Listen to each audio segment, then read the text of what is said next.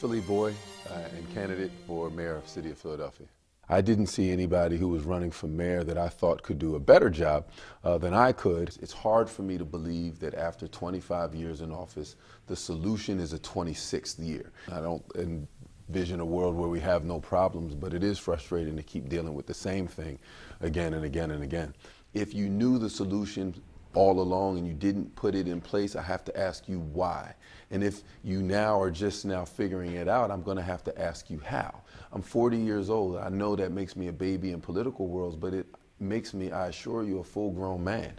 One that pays taxes, one that's raising a 12-year-old son, one that takes care of his community, and by the way, one that's already 7 years older than the average Philadelphia resident. I was asked about the relationship between police department and the neighborhoods that they serve.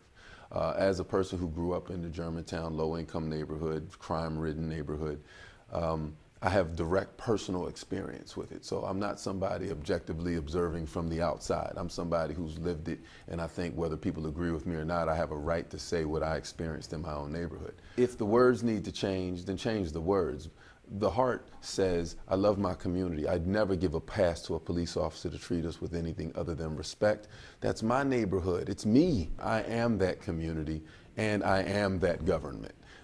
As a candidate for mayor, I'm seeking to lead the very police department that is having challenges with the neighborhood it serves. I don't want to lose their trust and their respect before I even get on the job on day one. As an African-American male, do you believe that black men should be afraid of police? My gut instinct was to tell the truth.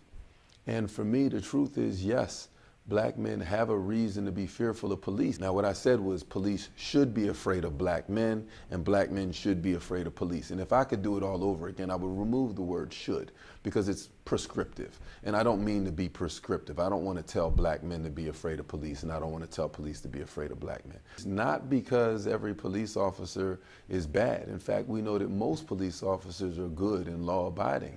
But when there's even one, and they wear the uniform that reflects on them all, I don't know which officer I get, so I am afraid until I figure it out. Is it the one that wants to beat my behind, crack my spine as he pushes me into the car? It's because we've disinvested in schools, it's because there's no jobs, it's because ex-offenders can't get work. The current state of play, police officers are afraid of black men because if you're going to get shot in the line of duty in the city of Philadelphia, it's probably going to be, statistically, by a black man. You don't fix it by saying we don't have problems on this side. And if you want to solve and mend the relationships between police and community, then you have to be willing to be truthful about what's going on. And the police department has a serious challenge they need to deal with these rogue cops. The first time I met a police officer in my life, I did not meet that police officer on the hood of his car. I didn't meet him in handcuffs. I met him on a basketball court. So whether he was a police officer or not, I could care less. It's not catching kids when they're 18 years old and they already have a misdemeanor or a felony. We're going to catch them and start a trusting relationship before they've even had an opinion. I want to reestablish a program like Police Athletic League. Right now, we're coddling baby Ferguson. We're nursing and burping baby Ferguson right here in the city of Philadelphia. Governor Rendell hosted a forum for the mayoral candidates, and it was all 4th and 5th graders from about 5 different schools. Some of the questions were plants, clearly, because I'm sure 4th, 5th graders don't want to know your plans for the pension.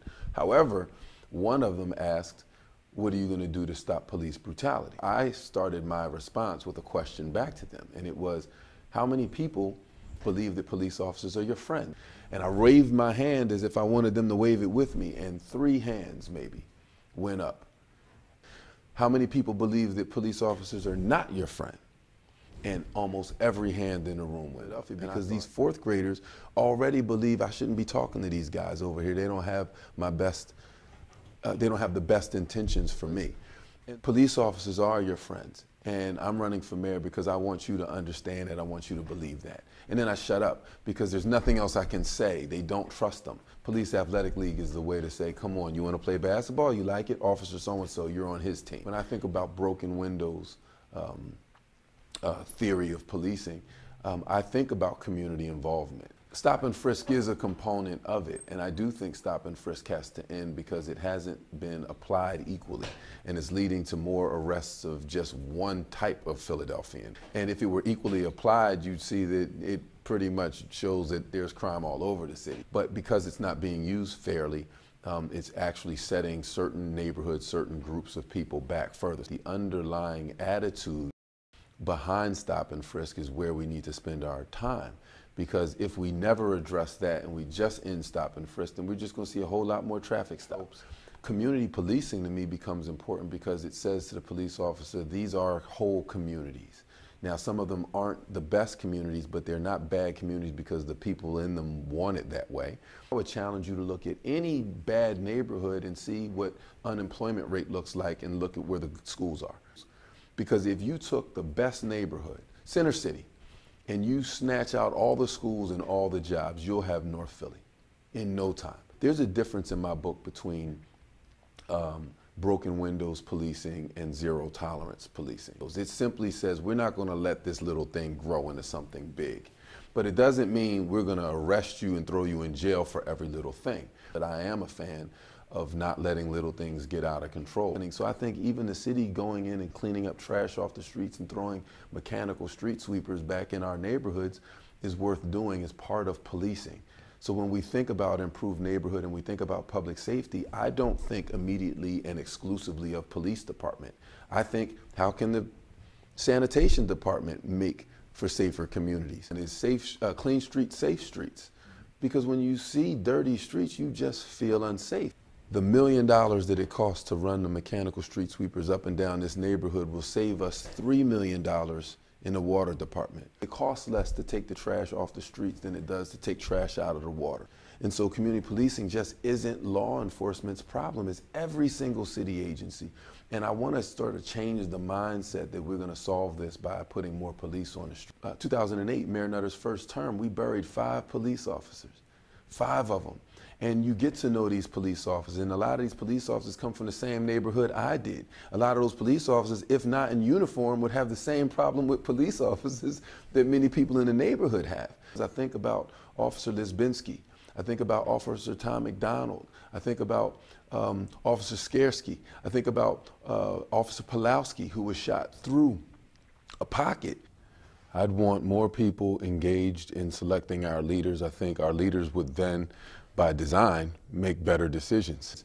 And I think that's where good government starts, when the people who lead it come from the people. And right now they come from 18% of the people. And when it's that small, then they tend to come from special interest groups where they're picking and choosing. Are they serving their constituents, or are they serving the people who fund them? And if more people were engaged, they would be funded by people. That's what I like about crowdfunding. That's what I like about sort of the way technology can be used to make even governments more efficient, more effective. Because you can't say but so much with a billboard. You can't say but so much on a 4x6 card. And so what people get from you and what they learn about you, they're going to have to get from you. A poll that came out recently suggested that he was at 15%. And if he were to bring that 15% in, that he would have spent $155 per vote. That's absurd. And that's not a criticism of him, it's criticism of the system. We find $5 million to run one man for mayor, or collectively we find $20 million to run 5 or 6 candidates for mayor. We find money for the Pope, we find money for DNC, we find money for almost anything we want. But we don't find money for schools. If we're going to have conversations about something that fell apart because of poor leadership, let's let it be something else other than schools. When we talk about pensions and health care in the city, we talk about $2 out of $5 going to pensions and health care, so we only have $3 out of $5 to run the city. We've lost 40% of our budget. I'd like to see schools in that mix. I'd like us to say, hey, $4 out of $5 are going on pensions, health care, and schools, which means we have $1 to run the rest of the city. It's a non-negotiable. We're funding our schools. What it says is, just as important as are these legacy costs are the costs that we're going to incur to educate our kids. We sort of get co-opted as a city every time an elected official comes and says, we're raising your taxes to pay for these schools. Who's going to say no to that? We've already raised property tax. We've raised sales tax. We've implemented a cigarette tax. And the number that we need to start the school year continues to grow year after year. Acupuncture is not working anymore. It's time to take the difficult step of restructuring everything we know about our school system and then find a way to pay for it. But at least that way, even if it does require an increase in taxes, it's paying for something that works. Everything about our city becomes more manageable because we invested in pre-K through fourth. If at the end of 4 years of a Doug Oliver administration, I can't solve the whole 12-year, that just makes me human. But if I can solve for pre-K through fourth, even if the city says, nope, that was too bumpy a ride, we don't want you anymore, the next mayor who comes in will have less expensive educational system because those kids, first through fourth, will be less expensive forever. I take it as a compliment when people say, hey, you got a great future. We're gonna, 4 years from now, there'll be a 5th grader reading like a 1st grader. And we'll be building a jail for them 4 years from now.